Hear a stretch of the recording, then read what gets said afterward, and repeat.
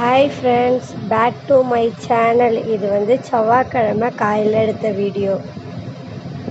இப்போ எங்கே போயிட்டுருக்கோன்னா, கொஞ்சம் மாவு, அதுக்கப்புறம் தனியாத்தூள் அரைக்க வேண்டிய வேலை இருந்தது. சரி, அதை அரைச்சிட்டு வந்துடலாம் அப்படின்ட்டு அப்படியே நடந்து போயிட்டுருந்தோம் ஃப்ரெண்ட்ஸ். அப்புறம் கொஞ்சம் கண்டினியூஸாக வீடியோ போட முடியல என்னால். இனிமேல் கரெக்டாக வந்துடும் வீடியோஸு. அது கொஞ்சம் உடம்பு சரியில்லை, அதனால் சரி போட முடியல. அப்புறம் இதோ மாவு அரைச்சிட்ருக்கேன். ஆனால் அரைச்சிட்டு அன்றைக்கி யாருமே இல்லை, நான் போன டைம் கொஞ்சம் காலியாக இருந்ததுனால சரின்ட்டு நான் ஃபஸ்ட்டு மாவு போட்டு அரைச்சிட்டாங்க. அப்புறம் தனியா அரைக்க சொன்னால் அண்ணா மிளகாத்தூளுக்கு அப்புறம் போட்டிருப்பாங்க போல். தனியாத்தூளே மிளகாத்தூள் கலரில் இருந்தது. அப்புறம் ஒரு 1/2 கிலோ கடலை மாவு எடுத்துகிட்டு போய் அரைச்சி எடுத்துகிட்டு வந்துட்டேன். போண்டாலாம் போட யூஸ் ஆகும். அப்புறம் சரி, பாப்பா சப்பாத்தி தான் இப்போலாம் அதிகமாக, நாங்கள் தோசை சாப்பிட்றோன்னா அவள் சப்பாத்தி தான் அதிகமாக கேட்குறா. அதனால் அவளுக்கு சப்பாத்திக்கோ கொஞ்சம் கோதுமை அரைச்சிட்டு வந்துட்டு எடுத்துகிட்டு போய், அதுக்கப்புறம் சிக்கன் கிரேவி செய்யலான்ட்டு மத்தியானம் ரெடி பண்ணிகிட்டு இருந்தேன் எல்லாமே. ஃபஸ்ட்டு பட்டை லவங்கம் போட்டுட்டு, அதுக்கப்புறம் வெங்காயம் நல்லா தாளிப்பு பண்ணிவிட்டு, இஞ்சி பூண்டு பேஸ்ட்டு போட்டு தாளிச்சிட்டு, அதுக்கப்புறம் கொஞ்சமாக சிக்கன் ஆட் பண்ணிக்கிட்டேன் அதில். அதுக்கப்புறம் அதை நல்லா வதக்கி விடணும். நல்லா அந்த இஞ்சி பூண்டு பேஸ்ட்டு, வெங்காயம், அந்த ஃப்ளேவர்லாம் கொஞ்சம் சிக்கனில் இறங்குற மாதிரி நல்லா வதக்கி விடணும் ஃப்ரெண்ட்ஸ். கொஞ்சம் மஞ்சத்தூளும் போட்டுட்டு நல்லா கிளறிட்டே இருக்கணும். சைடில் என்ன பண்ணேன்னா, அது இது பண்ணிவிட்டு சிக்கன் கிரேவி வைக்கிறது என்னோடய ஐடியா. பாப்பா என்ன கேட்டிருந்தாங்கன்னா, கொஞ்சம் 65 கேட்டிருந்ததுனால அவங்களுக்குமே சைடு பை சைடு அதெல்லாம் நல்லா மிக்ஸ் பண்ணி 65க்கு ரெடி பண்ணி வச்சுட்டேன். அதுக்கப்புறம் நல்லா கிளறி விட்டுட்டே இருந்தேன். ஏன்னா அடி பிடிக்க ஆரம்பிச்சிச்சு. இஞ்சி பூண்டு பேஸ்ட்டு கொஞ்சம் எக்ஸ்ட்ரா போட்டுட்டேன் போல். அப்படியே லைட்டாக அடி பிடிச்சிட்டே இருந்தது. சரி சொல்லிவிட்டு கொஞ்சமாக தனி மிளகாத்தூள் போட்டுட்டு,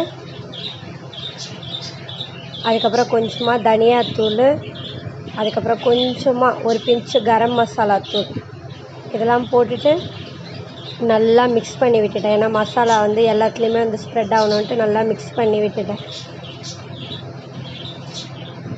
அதுக்கப்புறம் அப்படியே கிளறிட்டு, அப்புறம் கொஞ்சமாக தண்ணி ஊற்றி மூடி வச்சுட்டேன்.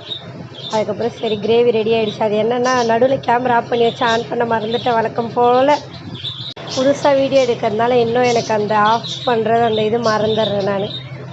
அதுக்கப்புறம் சரி, குழம்பு எடுத்து சைடில் வச்சுட்டு அப்படியே சரி 65க்கும் பொரிச்சிருவோம் அப்படி சொல்லிட்டு பொரிச்சிருக்கேன். அது எவ்வளோ சாஃப்டாக வந்திருக்கு.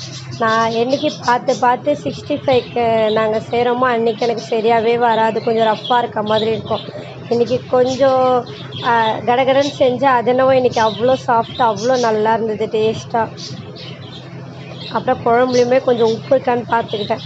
ஏன்னா அடிக்கடி என்னோடய இது என்னென்னா, உப்பு கொஞ்சம் கம்மியாகிடும் குழம்புல. அப்புறம் சரி, அதுவும் உப்பும் பார்த்துட்டு உப்புமே குழம்புல கரெக்டாக இருந்தது. அதுக்கப்புறம் கடைசி பேட்சும் இருந்தது, 65 இது மிக்ஸ் பண்ணது எல்லாத்தையும் போட்டுட்டு,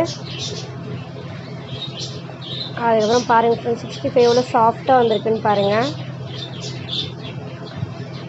சைடில் பாப்பா நின்று கேட்டுகிட்டே இருந்தா, எனக்கு வேணும் வேணும் அப்படின்ட்டு. அப்புறம் அவங்களுக்குமே பார்த்து எலும்பு இல்லாத எடுத்து கொடுத்துட்டு பாப்பாவுக்கு கறி. அப்புறம் நான் அவங்களுக்கு கொடுத்தா அவங்க எடுத்துகிட்டு போய் என்னோடய ஹஸ்பண்ட் ஊட்டிகிட்டு இருந்தாங்க. பாப்பா, நீங்கள் சாப்பிட்டு பாருப்பா எப்படி இருக்குது அப்படின்ட்டு அவங்க ஊட்டிகிட்டு இருந்தாங்க. சரின்னுட்டு அதான் அதுக்கே கொஞ்சம் டைம் ஆயிடுச்சு. நான் நினச்சது கிரேவி மட்டும் முடிச்சிடலான்னு நினச்சேன். 65 வேலையே சேர்த்து வச்சுட்டாங்க எனக்கு எங்கள் பாப்பா. நான் யூடியூப்பில் வீடியோ போகும்போது நினச்சே பார்க்கல இவ்வளோ வியூஸ் போவோன்ட்டு. என்னோடய ஃபஸ்ட்டு வீடியோவுக்கு அவ்வளோ வியூஸ் போயிருக்கு.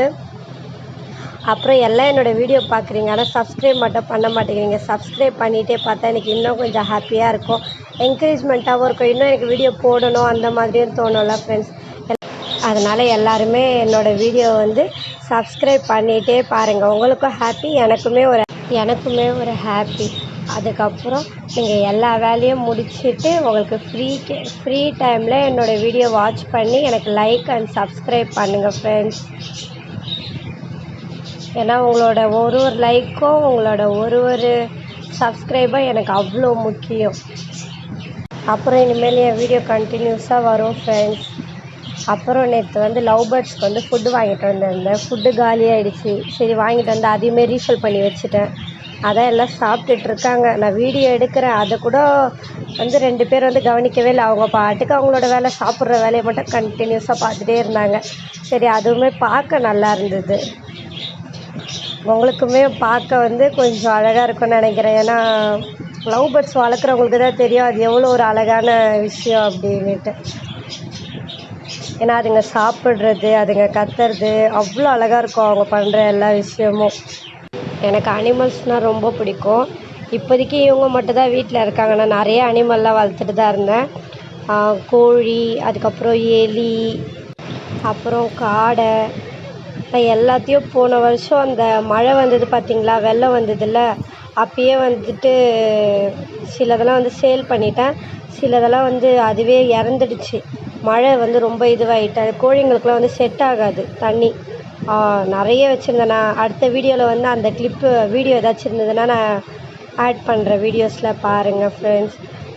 இதே மாதிரி என் சேனலை சப்போர்ட் பண்ணிகிட்டே இருங்க. இனிமேல் வர வீடியோ எல்லாத்துக்குமே சப்போர்ட் பண்ணுங்கள் ஃப்ரெண்ட்ஸ். ஓகே ஃப்ரெண்ட்ஸ், பாய். அடுத்த வீடியோவில் பார்க்கலாம்.